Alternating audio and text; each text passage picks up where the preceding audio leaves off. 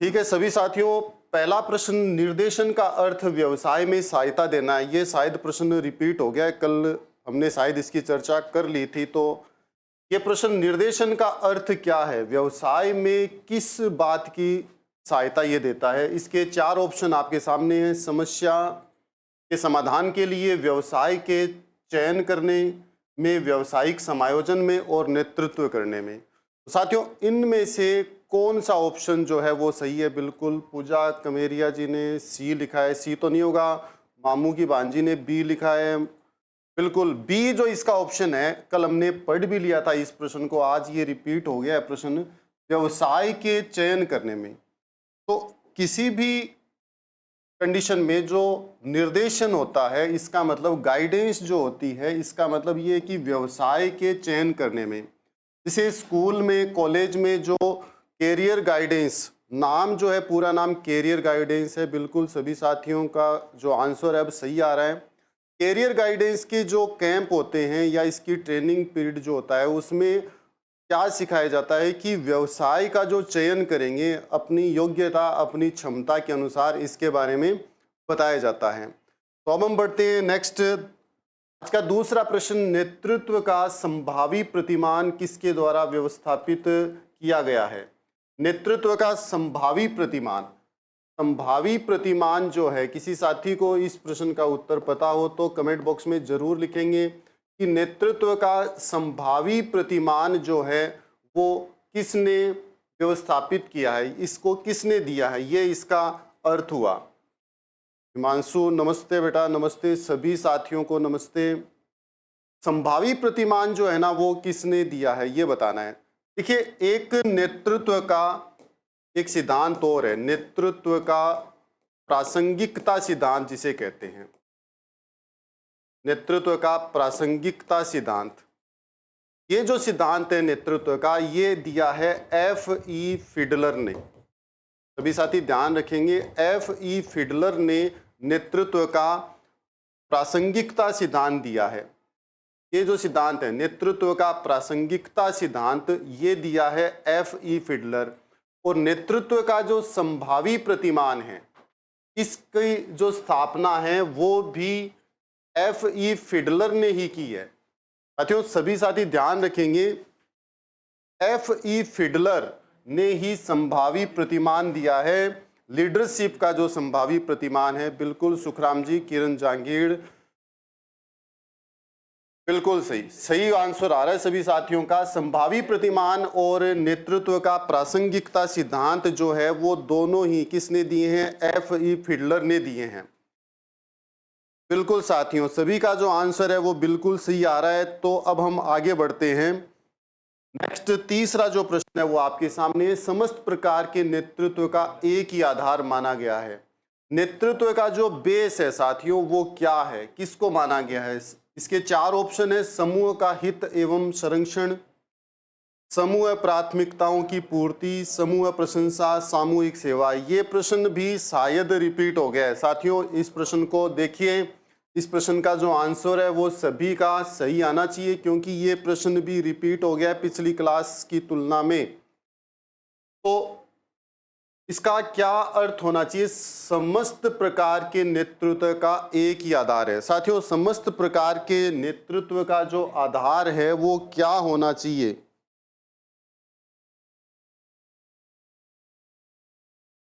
देखिए, नेता कौन बनाता है साथियों? नेता कौन है? नेता कहां से आया है?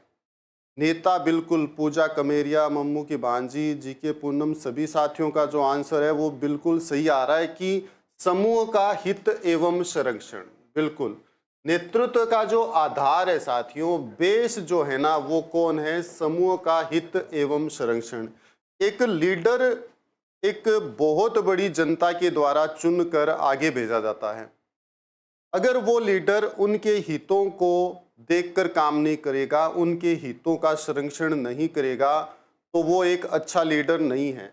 तो किसी एक बड़े समूह के हित और संरक्षण का ध्यान रखना ही एक नेतृत्व का आधार होता है साथियों। तो इस प्रश्न का जो आंसर है वो ए होगा। आगे बढ़ते हैं साथियों। नेक्स्ट चौथा जो प्रश्न है वो आपके सामने है। आप विद्यालय के प्रशासक हैं, ठीक है, एडमिनिस्ट्रेटर हैं साथियों आप, और आप अपने कुशल नेतृत्व के लिए क्या करेंगे? हमें एक एडमिनिस्ट्रेटर के तौर पर, एक लीडर के तौर पर स्कूल में क्या करना चाहिए? स्वयं में दूरदर्शी होने की क्षमता को विकसित करेंगे, व्यवहारिक ज्ञान देंगे, आदर्श और परंपराओं का ज्ञान रखेंगे, अपने कार्य के प्रति निष्ठावान रहेंगे। तो साथियों, एज ए एडमिनिस्ट्रेटर या फिर एज ए लीडर आप स्कूल में क्या करेंगे साथियों? बिल्कुल सभी साथी इसका आंसर देंगे कि क्या इसका ऑप्शन होना चाहिए।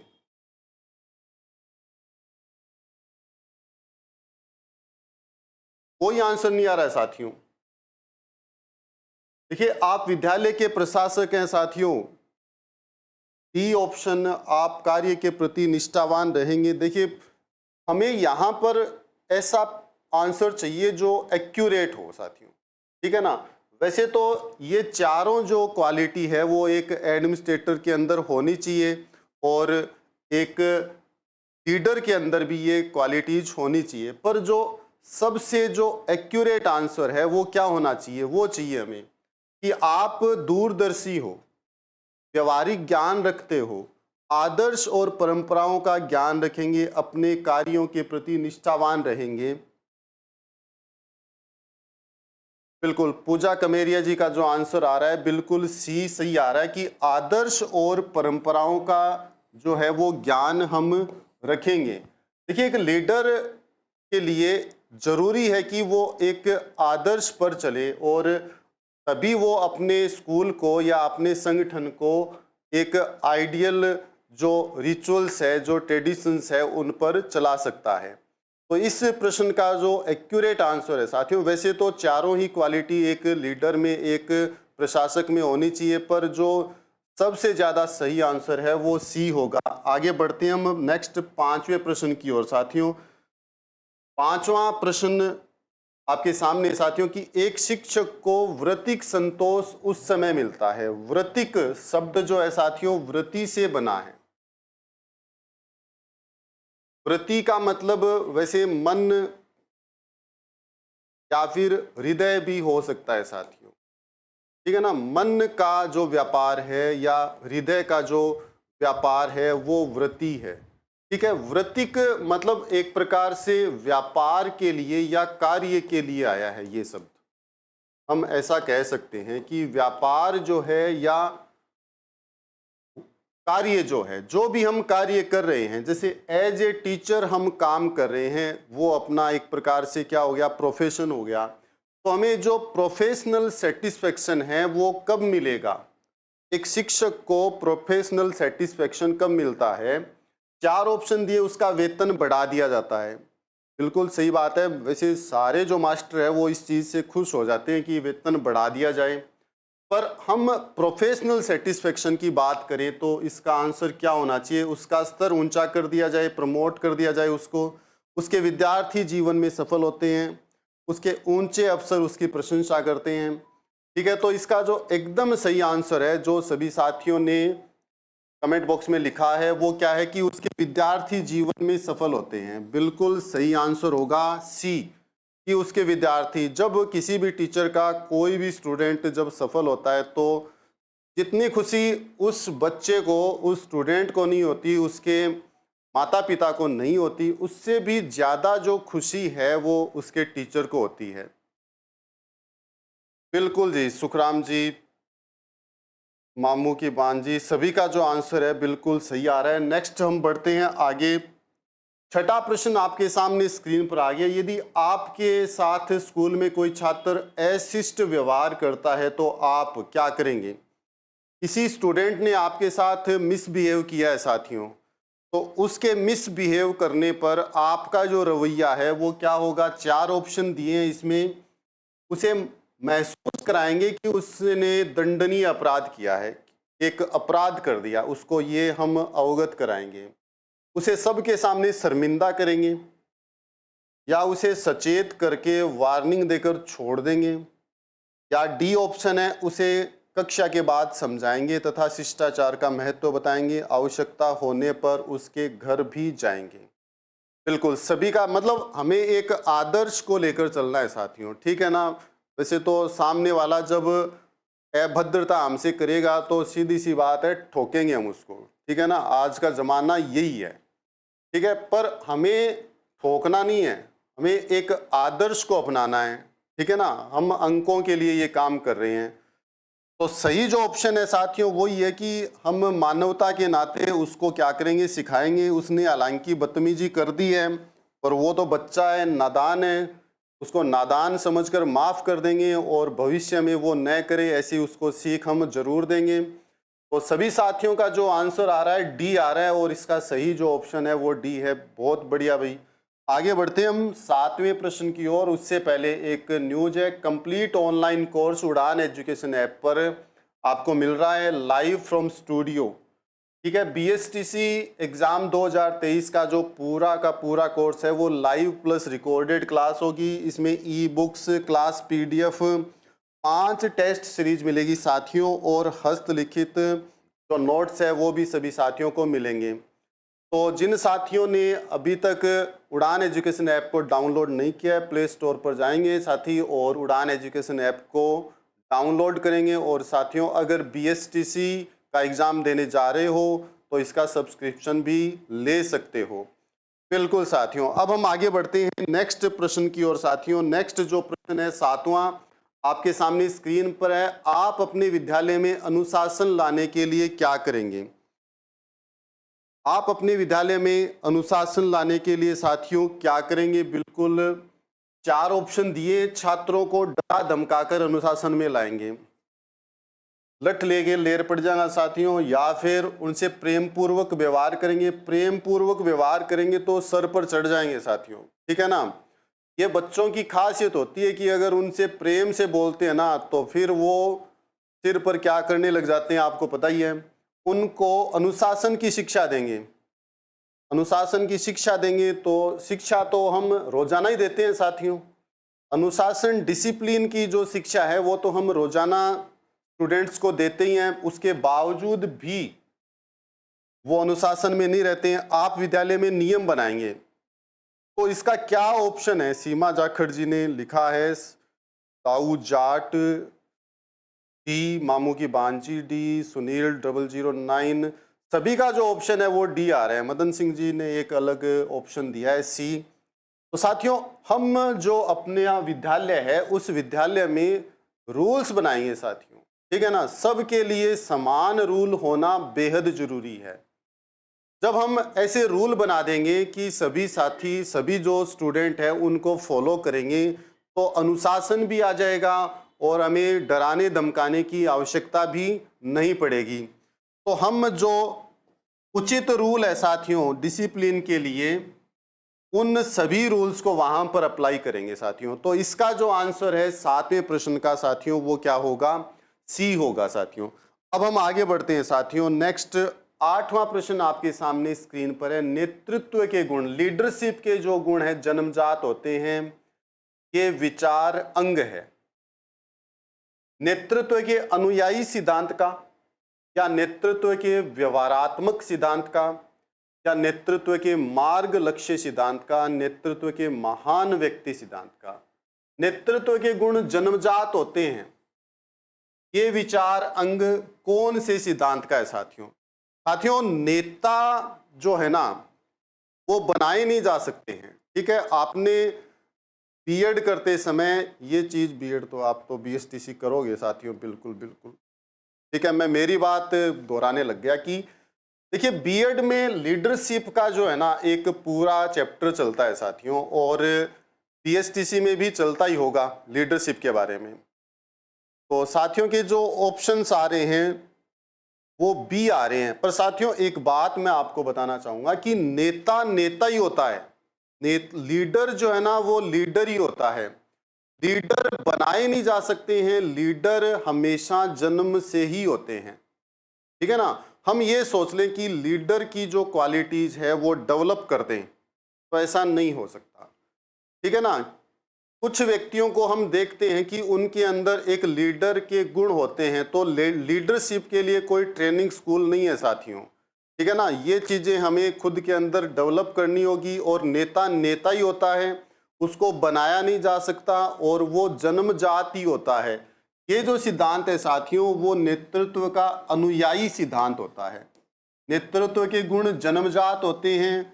नेतृत्व का ये कौन सा सिद्धांत होता है साथियों? अनुयायी सिद्धांत होता है। तो आठवां जो प्रश्न है, इसका जो आंसर है साथियों, ए होगा। सभी साथी इस प्रश्न का ध्यान रखेंगे, क्योंकि इस प्रश्न का जो आंसर है लगभग साथियों ने गलत दिया है। तो ध्यान रखेंगे, ये अनुयायी सिद्धांत है साथियों। ठीक है साथियों, आगे बढ़ते हैं हम 9 नंबर प्रश्न की ओर। साथियों, एक विद्यालय में शारीरिक शिक्षा योजना का मूलभूत लक्ष्य क्या होता है? शारीरिक शिक्षा योजना साथियों जो है अपने विद्यालय में चलती है, उसका जो उद्देश्य है वो क्या होना चाहिए? छात्र विद्यालय के सम्मान में वृद्धि करें, मेडल लाएं, और जो विद्यालय का गौरव है, सम्मान है, उसको बढ़ाएं।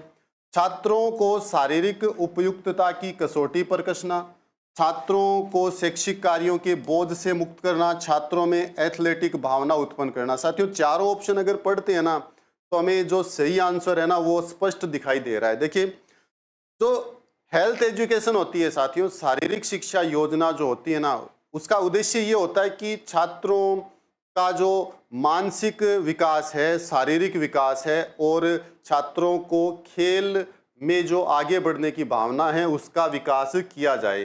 तो शारीरिक उपयुक्तता की कसौटी पर कसना, छात्रों का जो है वो शारीरिक विकास हो, मानसिक विकास हो, इसके लिए स्कूल्स में शारीरिक शिक्षा योजना जो है, हेल्थ एजुकेशन स्कीम जो है, वो चलाई जाती है। तो साथियों, इस प्रश्न का जो उत्तर है, रेखा जी ने, सुखराम जी ने, और सुमी जी, मामू की बांजी, RJ21 नागौरी, सभी ने इसका जो आंसर है वो बी दिया है साथियों, और सभी साथियों का जो उत्तर है वो सही है साथियों। आगे बढ़ते हैं साथियों हम नेक्स्ट प्रश्न की ओर। नेक्स्ट जो प्रश्न है अपना, रचनात्मक अधिगम में बालक होता है साथियों।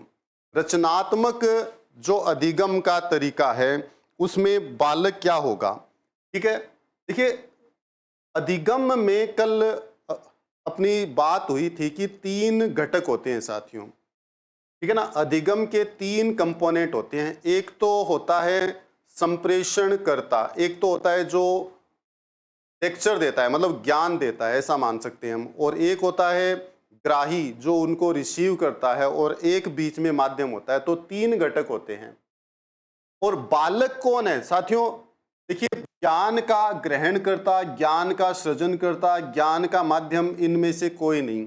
तो इसमें 3 कंपोनेंट, तीनों के नाम लिखे हैं साथियों। एक तो ज्ञान का माध्यम है, जैसे अभी अपने बीच जो ज्ञान का माध्यम है वो कौन है? टेक्नोलॉजी है साथियों। टेक्नोलॉजी जो है अपने बीच अभी ज्ञान का माध्यम है। ये तो ज्ञान का माध्यम हो गया। ठीक है, अब इसमें एक तो ग्रहण करता है और एक सृजन करता है। तो ज्ञान कौन सृजित कर रहा है साथियों? टीचर। ज्ञान का सृजन करता, या इसको हम कहते हैं संप्रेषण करता भी कह सकते हैं साथियों। संप्रेषण करता, ट्रांसमीटर का काम करता है, ये ट्रांसमिशन का काम करता है। और ये रिसीवर होता है साथियों, ग्रहण करता होता है। तो ज्ञान का जो ग्रहण करता है वो स्टूडेंट होता है, इसको हम लर्नर भी कहते हैं साथियों। स्टूडेंट को लर्नर भी कहते हैं, और इसका एक नाम और भी होता है, अध्येता भी इसको हम कहते हैं। तो ज्ञान को ग्रहण करने वाला जो है वो लर्नर है, स्टूडेंट, या फिर इसको एक और हम नाम से जानते हैं, अध्येता भी इसको कहते हैं साथियों। हिंदी में इसको अध्येता भी कहते हैं। राम राम सभी साथियों को। आगे बढ़ते हैं हम नेक्स्ट। 11वां प्रश्न आपके सामने है, सीखने का सबसे बड़ा क्षेत्र कौन सा माना जाता है साथियों? सीखने का सबसे बड़ा जो क्षेत्र है वो कौन है? सीखने का सबसे बड़ा क्षेत्र खेल, शिक्षा, बुद्धि और अनुकरण। खेल, शिक्षा, बुद्धि और अनुकरण। सीखने का साथियों, सीखने का सबसे बड़ा क्षेत्र स्पष्ट दिखाई दे रहा है साथियों। सीखने का जो सबसे बड़ा क्षेत्र है साथियों वो क्या होगा? एजुकेशन ही होगा। तो इस प्रश्न का तो जो आंसर है वो सभी साथी सही देंगे मुझे लगता है। सीखने का सबसे बड़ा क्षेत्र पूछा है, ठीक है ना, बुद्धि क्षेत्र नहीं है। सीखने का क्षेत्र जो है वो बुद्धि नहीं है साथियों। सी ऑप्शन नहीं होगा। इस 11वें प्रश्न का जो उत्तर है वो होगा बी शिक्षा। नेक्स्ट बात करते हैं हम, उससे पहले एक नोटिफिकेशन आया अपने सामने, राजस्थान अध्ययन बुक्स और NCERT books topic wise test series मात्र 41 रुपीज में, 41 रुपए में टेस्ट सीरीज मिल रही है साथियों। विजेता टॉप 10 होंगे इस कॉन्टेस्ट के, और वो जो टॉप 10 विद्यार्थी हैं वो उड़ान एजुकेशन ऐप पर अपनी मनपसंद का कोई भी कोर्स ले सकता है जिसकी वैलिडिटी 1 वर्ष रहेगी। इसके अलावा साथियों नई सोच नई उड़ान है, ये उड़ान एजुकेशन ऐप की महा ऑफर है। अलग अलग कोर्सेज हैं साथियों, राजस्थान पुलिस, जेल प्रहरी, आरएसी, आरआईएसएफ, पटवार, complete Rajasthan GK, hostel warden, LDC, महिला सुपरवाइजर, महिला पर्यवेक्षक, सीईटी ग्रेजुएशन लेवल, सीईटी 10+2 और प्रत्येक सब्जेक्ट के स्पेशल कोर्स। साथियों ये बहुत सारे जो कोर्स हैं वो आपके सामने हैं और उड़ान एजुकेशन आपको मिल सकते हैं। तो उड़ान एजुकेशन ऐप को साथियों डाउनलोड कीजिए और इन कोर्स का सब्सक्रिप्शन आप ले सकते हैं। साथियों आगे बढ़ते हैं साथियों नेक्स्ट प्रश्न की ओर, और 12वां जो प्रश्न है वो आपके सामने है। रचनात्मक अधिगम में अधिगम प्रक्रिया की प्रकृति होती है। ठीक है साथियों, ये भी साथियों प्रश्न जो है रिपीट हो गया, कल हमने इसकी चर्चा कर ली थी। सभी साथी जो कल क्लास में थे इसका आंसर जो है वो बिल्कुल दे सकते हैं कि रचनात्मक अधिगम में अधिगम प्रक्रिया की जो प्रकृति है वो कैसी होती है साथियों। सक्रिय व सामाजिक, निष्क्रिय व सामाजिक, व्यक्तिक और सक्रिय, व्यक्तिक और निष्क्रिय साथियों। एक्टिव एंड सोशल साथियों, पहला ऑप्शन है एक्टिव एंड सोशल, दूसरा एक्टिव एंड इनएक्टिव है साथियों, इनएक्टिव एंड सोशल, और तीसरा है individual and active, individual and active, और चौथा जो है इंडिविजुअल एंड इनएक्टिव। तो साथियों कल हमने इस प्रश्न का उत्तर लिया ही था।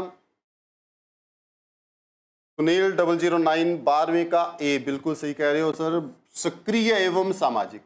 रचनात्मक अधिगम की जो प्रकृति है साथियों वो कैसी होती है, सक्रिय, एक्टिव एंड सोशल होती है साथियों। तो 12वां जो प्रश्न है उसका जो आंसर है साथियों वो क्या होगा, ए होगा।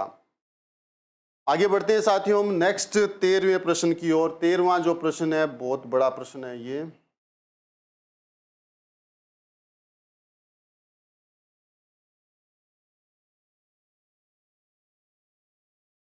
ठीक है साथियों,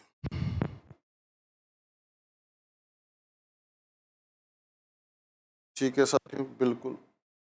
प्रतिभाशाली बालकों हेतु निर्देशन से संबंधित निम्नलिखित कथनों पर विचार करेंगे। कुछ कथन दिए साथियों। पहला जो कथन है वो इसमें ये है कि प्रतिभाशाली बालकों के निर्देशन के लिए बुद्धि परीक्षण आवश्यक नहीं है। जो प्रतिभाशाली हैं, जो इंटेलिजेंट जो स्टूडेंट है उनके लिए बुद्धि परीक्षण आवश्यक नहीं है। दूसरा, प्रतिभाशाली बालकों की कक्षा की व्यवस्था अलग तरीके से की जाती है। और तीसरा ऑप्शन है शैक्षिक गति वृद्धि तथा प्रोन्नति हेतु पाठ्यक्रम को कम समय में पूरा करने का प्रयास किया जाता है। मतलब जो इंटेलिजेंट चाइल्ड होते हैं साथियों उनके लिए 3 कथन कहे गए हैं। प्रश्न यहां पर है साथियों, प्रतिभाशाली बालकों हेतु समृद्धि कार्यक्रमों अतिरिक्त पुस्तकों के अध्ययन की व्यवस्था की जाए। उपरोक्त कथनों में से कौन सा कथन सही है? कौन कौन से जो कथन है साथियों वो इसमें सही होंगे ये हमें बताना है। कौन कौन से कथन इनमें से सही होंगे? पहला तीसरा सही होगा, या फिर दूसरा तीसरा सही होगा, या फिर दूसरा तीसरा चौथा सही होगा, और डी ऑप्शन है केवल दूसरा सही होगा। तो साथियों इन 3 कथनों में से कौन कौन से जो कथन हैं वो सही हो सकते हैं ये हमें बताना है। ठीक है साथियों, इन कथनों में से कौन कौन से कथन सही हो सकते हैं। प्रतिभाशाली बालकों के निर्देशन के लिए बुद्धि परीक्षण आवश्यक नहीं होता है साथियों। ठीक है ना, ध्यान रखेंगे, बिल्कुल आवश्यक होगा साथियों, ये तो आवश्यक होता है साथियों। बुद्धि परीक्षण जो है, आईक्यू का जो टेस्ट है, वो सभी प्रकार के बालकों के लिए जरूरी है। तो ये जो कथन है वो सही नहीं है, ये कथन सही नहीं है। अब इसके अंदर आया है कि प्रतिभाशाली बालकों की कक्षा की व्यवस्था अलग तरीके से की जाती है। देखिए, जो इंटेलिजेंट बच्चे हैं साथियों, वो अगर एक ही क्लास में कमजोर बच्चों के साथ पढ़ेंगे तो जो लर्निंग का प्रोसेस है वो उनके अकॉर्डिंग नहीं होगा साथियों। क्योंकि जो कमजोर स्टूडेंट है उनकी जो लर्निंग प्रोसेस है वो धीरे होगा, और जो इंटेलिजेंट बच्चे हैं उनकी जो लर्निंग है वो जल्दी जल्दी, वो चीज़ों को जल्दी सीख लेंगे। तो ये जो कथन है दूसरा, वो एकदम सही है साथियों। ये जो कथन है वो एकदम सही है। शैक्षिक गति वृद्धि तथा प्रोन्नति हेतु पाठ्यक्रम को कम समय पूरा करने का प्रयास किया जाता है। साथियों, जैसे हम आजकल ये देखते हैं कि जो बड़े स्कूल हैं जहाँ पर कुछ स्टूडेंट अच्छी किस्म के हैं, मतलब वो बहुत ज़्यादा इंटेलिजेंट है, और स्कूल ये उम्मीद करता है कि वो मेरिट में आएंगे या उनके बहुत अच्छे नंबर आएंगे, तो उन बच्चों को एक अलग सेक्शन में रखकर और क्या किया जाता है कि उनको सिलेबस जल्दी से जल्दी करवा दिया जाता है, ताकि वो फिर रिवाइज कर सकें और जो निर्धारित लक्ष्य हैं उनको प्राप्त कर सके। तो ये कथन जो है साथियों वो भी क्या है, सही है। चौथा, इसके अंदर प्रतिभाशाली बालकों हेतु समृद्धि कार्यक्रमों अतिरिक्त पुस्तकों के अध्ययन की आवश्यकता की जाए। तो ये कथन जो है साथियों वो भी क्या है, सही है, कि जो एक्स्ट्रा इंटेलिजेंट या एक्स्ट्रा ऑर्डिनरी स्टूडेंट हैं उनके लिए अलग से बुक्स, अलग से जो कार्यक्रम हैं वो आयोजित किए जाएं। तो पहला जो ऑप्शन था साथियों, क्योंकि आईक्यू टेस्ट से ही तो हमें पता चलेगा कि कोई विद्यार्थी कितना कमजोर है, कितना बुद्धिमान है। तो आईक्यू टेस्ट साथियों सभी प्रकार के स्टूडेंट के लिए होता है। आईक्यू टेस्ट से ही हम निर्धारित करते हैं कि कोई छात्र प्रतिभाशाली है या वो डेलिक्वेंट चाइल्ड है वो, या इडियट चाइल्ड है, या मैरून चाइल्ड है। ये अलग अलग प्रकार के स्टूडेंट की क्वालिटी होती है साथियों।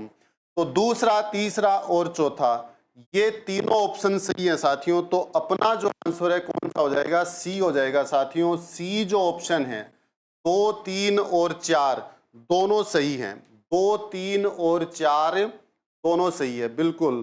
सुनील 009 बिल्कुल सही, बिल्कुल जी। सभी का जो आंसर है वो एकदम सही आ रहा है। हम आगे बढ़ते हैं नेक्स्ट 14वें प्रश्न की ओर। 14वां प्रश्न आधा यहाँ पर आ रखा है साथियों, यहीं से हम रीडिंग करते हैं इसके साथियों। बालकों को धीमी गति से सीखने वाले मूल्यांकन का उद्देश्य क्या है साथियों? प्रश्न है मूल्यांकन का उद्देश्य क्या है। मूल्यांकन जो है, इवेल्युएशन जो है साथियों, क्यों जरूरी है? इवेल्युएशन क्यों जरूरी है? मूल्यांकन की आवश्यकता क्यों है साथियों? 4 ऑप्शन इसमें दिए गए हैं। बालकों को धीमी गति से सीखने वाले एवं प्रतिभाशाली बालकों के रूप में लेबल करना। लेवल करना साथियों, लेवल, ठीक है ना, थोड़ी प्रिंटिंग मिस्टेक होगी। लेवल करना मतलब जो धीमी गति से सीखने वाले हैं और जो मतलब जो डेलिक्वेंट चाइल्ड है और जो इंटेलिजेंट चाइल्ड है उनका लेवल करना, उनको एक ही स्तर पर लेकर आना, ये उद्देश्य है। या फिर दूसरा ऑप्शन है, जिन बालकों को उपचारात्मक शिक्षा की आवश्यकता है उनकी पहचान करना, कि कौन कौन से बालकों को उपचारात्मक मतलब रेमेडियल टीचिंग की। साथियों रेमेडियल टीचिंग जो है, उपचारात्मक शिक्षण है, क्या होता है साथियों कि कई बार बच्चे कमजोर होते हैं किसी पर्टिकुलर सब्जेक्ट में, तो उस सब्जेक्ट की एक्स्ट्रा क्लास लगाकर जो अतिरिक्त कक्षाएं हैं उनको आयोजित करके और उनका जो शैक्षिक स्तर है वो बढ़ा दिया जाता है। तो वो जो हम एक्स्ट्रा क्लासेज किसी भी स्कूल में ऑर्गेनाइज करते हैं उसको हम कहते हैं उपचारात्मक शिक्षण या रेमेडियल टीचिंग कहते हैं साथियों।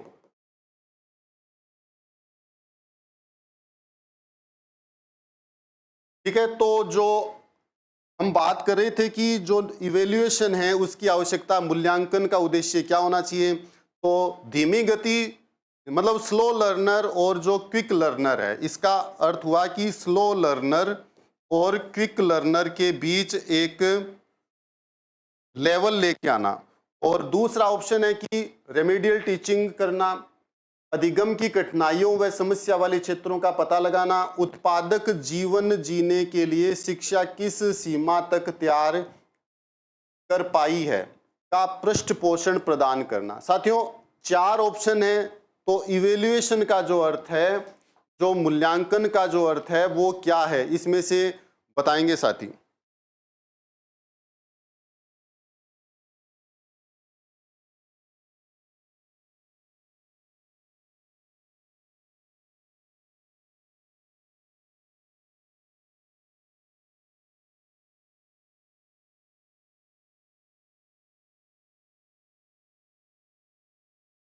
ठीक है साथियों, इसका क्या आंसर होना चाहिए? बिल्कुल, मामू की बांजी जो है 009 सुनील जी जो है, सबका जो ऑप्शन है वो सी आ रहा है साथियों, कि अधिगम की कठिनाइयों व समस्या वाले क्षेत्रों का पता लगाना।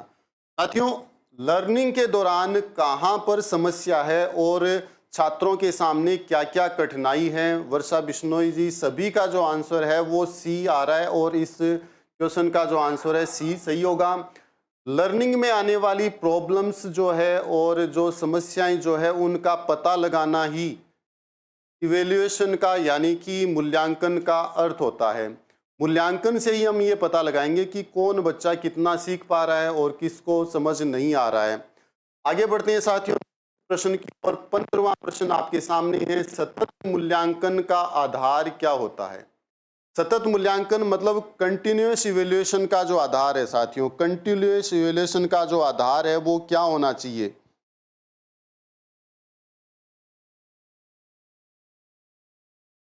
इसका आंसर बताइए साथियों, क्या होना चाहिए? मौखिक कार्य, अवलोकन कार्य, क्रियात्मक कार्य या सभी? तो सतत मूल्यांकन जो है, कंटिन्यूअस इवेल्युएशन जो है, उसका क्या अर्थ होना चाहिए साथियों?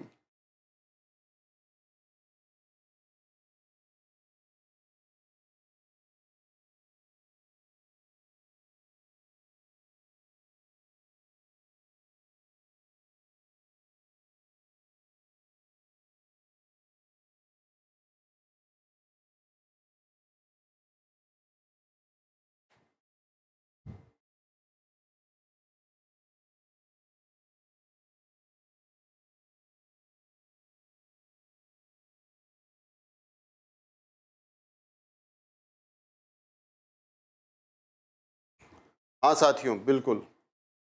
तो सतत मूल्यांकन का जो आधार है क्या होना चाहिए साथियों? मौखिक कार्य, अवलोकन कार्य, क्रियात्मक कार्य या उपयुक्त सभी? देखिए, मौखिक मतलब ओरल टेस्ट लेना, अवलोकन मतलब देखना, बच्चों को हम देख कर भी पता लगा सकते हैं, और क्रियात्मक कार्य बच्चों से कोई एक्टिविटीज करवाना। तो जो मूल्यांकन है वो इन तीनों ही तरीकों से किया जा सकता है साथियों। तो यहाँ पर जो इसका ऑप्शन है वो कौन सा होगा? डी होगा साथियों। आगे बढ़ते हैं साथियों हम नेक्स्ट प्रश्न की ओर। 16वां प्रश्न आपके सामने है, छात्र छात्र अध्यापक प्राचार्य के मधुर अंतः संबंध विद्यालय को परिवार का परिवेश प्रदान करते हैं। ठीक है ना? ये जो संबंध है कि स्टूडेंट टीचर के बीच रिलेशन जो है, या स्टूडेंट स्टूडेंट के बीच रिलेशन है, या स्टूडेंट प्रिंसिपल के जो रिलेशन है, वो उनके मधुर संबंध विद्यालय को परिवार का वातावरण प्रदान करते हैं। ये सदैव सत्य है, बहुधा सत्य है, कभी नहीं, या संभवतः? बिल्कुल साथियों, ये जो संबंध है आपस में अगर अच्छे होते हैं तो हमेशा ही विद्यालय का जो वातावरण है वो कैसा होना चाहिए साथियों? परिवार के जैसा वातावरण होना चाहिए साथियों। परिवार के जैसा जो वातावरण है उसके लिए ये संबंध कैसे होने चाहिए? अच्छे होंगे, तभी परिवार सा वो लगेगा साथियों। तो इसका जो ऑप्शन है वो क्या होगा साथियों? सदैव। सदैव ही ऐसा होना चाहिए साथियों। सदैव इस प्रकार के संबंध होंगे जब टीचर स्टूडेंट, या स्टूडेंट स्टूडेंट, या स्टूडेंट प्रिंसिपल, अदरवाइज अगर लड़ते झगड़ते रहेंगे तो एक परिवार सा हमें नहीं लगेगा। नेक्स्ट 17वां प्रश्न, कक्षा में ऐसे उपेक्षित बालकों की पहचान अध्यापक को कब करनी चाहिए? उपेक्षित बालकों की पहचान जो है ना साथियों, कब करनी चाहिए? बहुत शीघ्र, समय समय पर, कभी भी, या ज्ञात नहीं। उपेक्षित मतलब जिनको अन्य छात्र एक अलग दृष्टि से देखते हैं साथियों, वो जो बालक हैं वो कैसे होंगे? उपेक्षित होंगे। और उपेक्षित बालकों की जो पहचान है वो कब करनी चाहिए? तुरंत, जितनी जल्दी हो जाए साथियों उतना ही अच्छा है। उपेक्षित बालक मतलब जो शारीरिक रूप से विकलांग हो या पढ़ाई में कमजोर हो, वो अन्य छात्रों की नज़र में क्या होते हैं? उपेक्षित होते हैं। तो उनकी जो पहचान है साथियों वो बहुत शीघ्र करनी चाहिए और उनकी समस्याओं का जो निराकरण है वो एक अध्यापक को जरूर करना चाहिए। तो इस 17वें प्रश्न का जो आंसर है साथियों ए होगा। नेक्स्ट 18वां प्रश्न, आप विद्यालय परीक्षा परिणाम उच्चतर रखने के लिए क्या करेंगे साथियों? आपको विद्यालय का परीक्षा परिणाम बहुत अच्छा रखना है, तो इसके लिए क्या करेंगे? 4 ऑप्शन दिए, केवल होशियार विद्यार्थियों को ही बोर्ड परीक्षा में बैठने देंगे, ऐसा तो पॉसिबल नहीं है साथियों। लोग कोर्ट में चले जाते हैं, जबरदस्ती बैठ जाते हैं, इस प्रकार से हम अपना कोई डिसीजन नहीं ले सकते हैं। कमजोर छात्रों की विशेष कोचिंग कराएंगे, ये कुछ हद तक सही हो सकता है साथियों। ठीक है, आगे पढ़ते हैं हम। स्कूल के सब अध्यापक मिलकर छात्रों को लगन से पढ़ाएंगे या फिर परीक्षा में नकल करवाएंगे? नकल तो करवा ही नहीं सकते साथियों। इन दो में से 18वां जो प्रश्न है साथियों, बी और सी में से कौन सा सही होना चाहिए? साथियों, स्कूल के सब अध्यापक अगर मिलकर अच्छा पढ़ाते हैं तो हमें विशेष कोचिंग की फिर आवश्यकता नहीं होगी। विशेष कोचिंग की आवश्यकता कब होती है? अगर हम साल भर मन लगाकर नहीं पढ़ाते हैं। तो इसका जो आंसर है साथियों वो सी होगा कि सभी जो शिक्षक हैं वो अपने मनोयोग से पढ़ाएं और एक साथ मिलकर पढ़ाएं। तभी अपनी जो ड्यूटी है वो ईमानदारी से करें। बिल्कुल सुखराम जी, पूजा जी, मामू की भांजी, सभी जो साथियों का आंसर है वो सी है। आगे बढ़ते हैं साथियों। 19वां प्रश्न आपके सामने है। यदि विज्ञान के छात्र वाद विवाद प्रतियोगिता जीतकर कक्षा में आए और उनकी पढ़ने की इच्छा नहीं हो, साइंस के स्टूडेंट है साथियों, डिबेट कंपटीशन में जीत कर आए हैं, पढ़ने का मन नहीं है, मस्ती करके आए हैं, तो आप क्या करेंगे? छुट्टी कर देंगे, जाओ घर जाओ। छात्रों को जबरदस्ती पढ़ाएंगे, विज्ञान से संबंधित कहानियां सुनाएंगे, कक्षा में उनसे वाद विवाद के अनुभवों के बारे में अनौपचारिक इनफॉर्मल कन्वर्सेशन बातचीत करेंगे। ठीक है, बच्चे मस्ती करके आए हैं साथियों, डिबेट कंपटीशन था, जीत गए, पहला प्राइज मिल गया उनको, स्कूल में आ गए। स्कूल आते ही आप सामने विज्ञान पढ़ा रहे हो, वो मस्ती करके आए, दिमाग वैसे ही खराब हो जाएगा विज्ञान के गुरुजी को देखकर। तो छुट्टी कर देना तो एक तर्क संगत बात नहीं है। जबरदस्ती हम पढ़ा ही नहीं सकते साथियों। सामने वाला जब तक रेडी नहीं है हम उसको पढ़ा नहीं सकते। हम पढ़ा सकते हैं, वन वे चल सकता है काम, सामने वाले का कोई रेस्पॉन्स नहीं आएगा। विज्ञान से संबंधित कहानियां सुनाएंगे।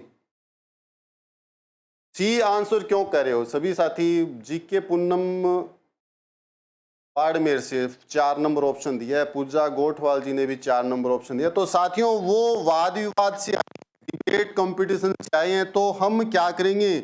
उनसे बातचीत कर लेंगे इनफॉर्मल तरीके से। मामू की बांजी, सी है या डी है? तो आप खुद बता दीजिए। विज्ञान की कहानी सुनाकर हम टाइम पास कर सकते हैं, बेशक कर सकते हैं, पर जब वो लौट कर आए हैं, एक कंपटीशन जीत कर आए हैं, तो हम क्या कर सकते हैं? उनके अनुभवों को अन्य विद्यार्थियों के साथ, अन्य स्टूडेंट के साथ साझा कर सकते हैं। तो इस डी 19वें प्रश्न का जो ऑप्शन डी है वो एक्यूरेट आंसर होगा। आगे बढ़ते हैं साथियों हम 20वें प्रश्न की ओर। स्कूल में छात्रों को खेल की शिक्षा क्यों देनी चाहिए?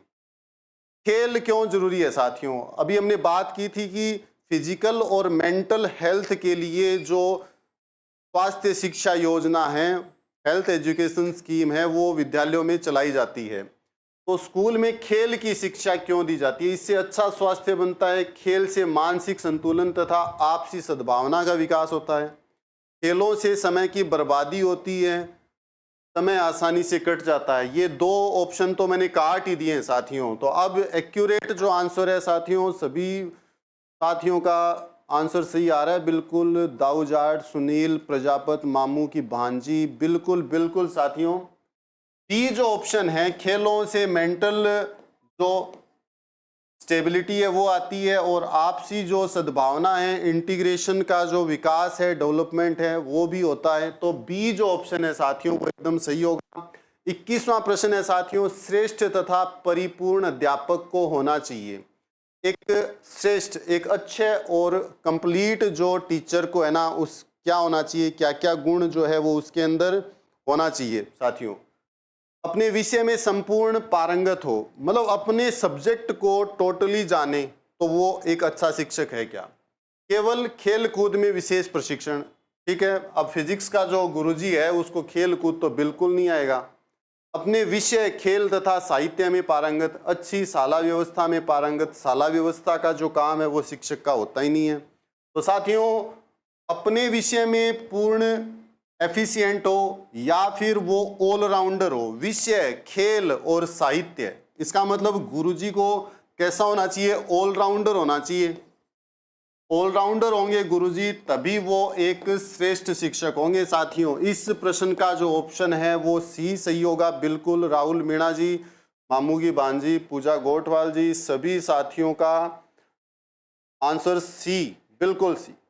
आगे बढ़ते हैं साथियों। 22वां जो प्रश्न है वो आपके सामने स्क्रीन पर है। जहां बालकों पर माता पिता अत्यधिक ध्यान देते हैं, ऐसे बालक बड़े होने पर भी स्वतंत्र निर्णय लेने में समर्थ नहीं होते। ठीक है, मतलब बाहर गया बच्चा, घर आया, हर जगह मतलब उसकी जासूसी करना, बहुत ध्यान रखते हैं कि छोरो बिगड़ न जा, हमारी छोरी जकी है बा बिगड़ न जा।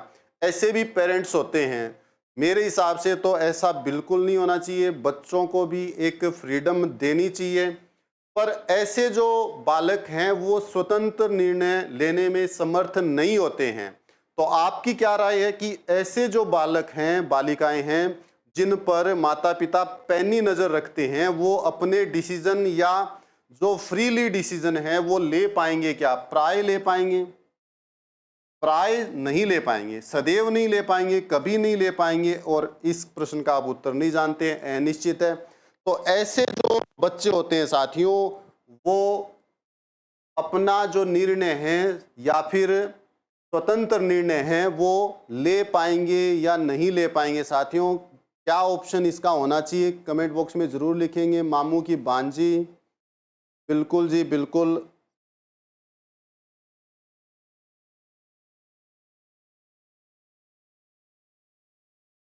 क्या होना चाहिए? सदैव तो ऐसा जरूरी नहीं है साथियों, मेरे अनुसार ये दो ऑप्शन तो होंगे ही नहीं। अब दो बचे हैं कि वो कभी भी अपना निर्णय नहीं ले पाए। डी राहुल जी कैसे हो सकता है? अनिश्चित क्यों? देखिए, कुछ कंडीशंस ऐसी हो सकती है जब वो निर्णय ले पाए, तो प्राय नहीं ले पाएंगे। मतलब लगभग ऐसी कंडीशन होगी कि वो, समझ नहीं आया? क्यों नहीं आया? देखिए, मतलब कुछ पेरेंट्स, दाऊ जाट जी, कहने का मतलब है कि कुछ पेरेंट्स ऐसे हैं जो अपने बच्चों पर पैनी नजर रखते हैं, मतलब लगातार उन पर नजर रखते हैं। ठीक है, और लगातार नजर रखने के कारण उनके अंदर जो सेल्फ डिसीजन या स्वतंत्र निर्णय की जो कैपेसिटी है वो नहीं रहती है, सच में नहीं रहती है। इसके बारे में ऑप्शन 4 दिए कि प्राय नहीं रहती है, सदैव नहीं रहती है, और कभी नहीं, और अनिश्चित।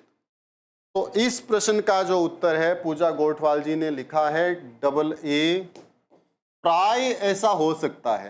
प्राय मतलब प्राय ऐसा हो सकता है कि वो स्वतंत्र निर्णय, सेल्फ डिसीजन नहीं ले पाए, परंतु वो कभी निर्णय नहीं ले पाएंगे या सदैव वो निर्णय नहीं ले पाएंगे, ऐसा नहीं हो सकता। क्योंकि कभी न कभी तो वो अपने जो डिसीजन है वो अच्छी तरीके से ले ही पाएंगे। आगे बढ़ते हैं साथियों। 23वां प्रश्न आपके सामने है। अंतः संबंधों की समझ इस बात पर निर्भर होती है कि व्यक्ति कितने विभिन्न प्रकार के लोगों से संपर्क में आता है। तो जो अंतः संबंध है साथियों, इंटरनल रिलेशन की समझ इस बात पर निर्भर होती है कि व्यक्ति कितने विभिन्न प्रकार के लोगों से संपर्क में आता है। निसंदेह कभी कभी, कभी नहीं, प्राय। तो रिलेशन की समझ साथियों कब होती है? रिलेशन की जो समझ है वो कब हो सकती है?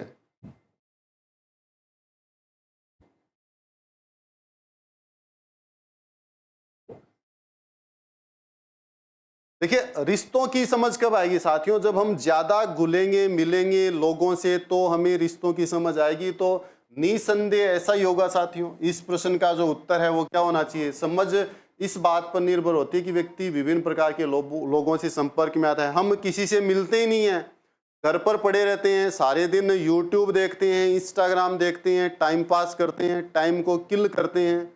ठीक है, अच्छे अच्छे लोगों से अगर हम मिलेंगे तभी तो हमें रिश्तों की समझ होगी।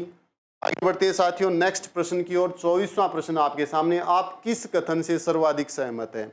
4 कथन दिए साथियों, 4 कथन हैं आपके सामने और आप सर्वाधिक किससे सहमत हैं? पूर्ण सफल संप्रेषण, ठीक है, के लिए उचित दृश्य सहायक साधन अति महत्वपूर्ण होते हैं। सफल संप्रेषण साथियों, मतलब संप्रेषण का मतलब ट्रांसमिशन, ट्रांसमिशन के लिए क्या होगा कि उचित दृश्य सहायक साधन अति महत्वपूर्ण है। वीडियो चलाकर ही हम ट्रांसमिशन या संप्रेषण या ज्ञान को डिलीवर कर सकते हैं। दूसरा ऑप्शन, कुछ विषयों के बिना दृश्य सहायक साधनों के प्रभावी संप्रेषण संभव नहीं है।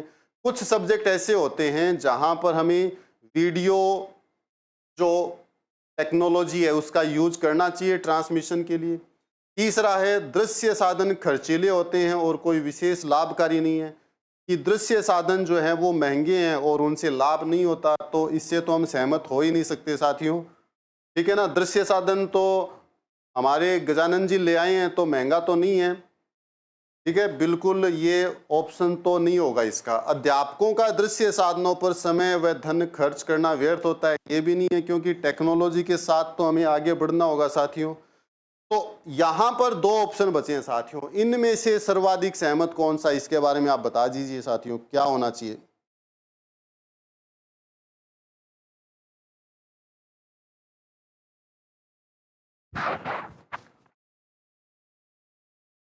किस कथन से सर्वाधिक सहमत है? पूर्ण सफल संप्रेषण के लिए उचित दृश्य सहायक साधन अति महत्वपूर्ण होते हैं। कुछ विषयों के बिना दृश्य सहायक साधनों के प्रभावी संप्रेषण संभव नहीं है। कुछ विषयों के बिना, कुछ विषयों में शब्द कर दीजिए साथियों, यहां पर कुछ विषयों में बिना दृश्य सहायक साधनों के प्रभावी संप्रेषण संभव नहीं है, तो बी राइट होगा साथियों। कुछ तो सब्जेक्ट ऐसे होते ही हैं जहां पर हमें दृश्य सामग्री का जो है यूज करेंगे तभी संप्रेषण जो है ना, बिल्कुल RJ21 सुनील प्रजापति सभी साथियों का बी ऑप्शन सही आ रहा है। तो आज की जो टीचिंग एप्टीट्यूड है साथियों, इसमें इतना ही। कल फिर मिलेंगे हम, तब तक के लिए सभी का बहुत बहुत धन्यवाद। अब मैं आमंत्रित करूंगा सर, आइए। और जी सर, अभी अपने शुरू करते हैं रीजनिंग की क्लास।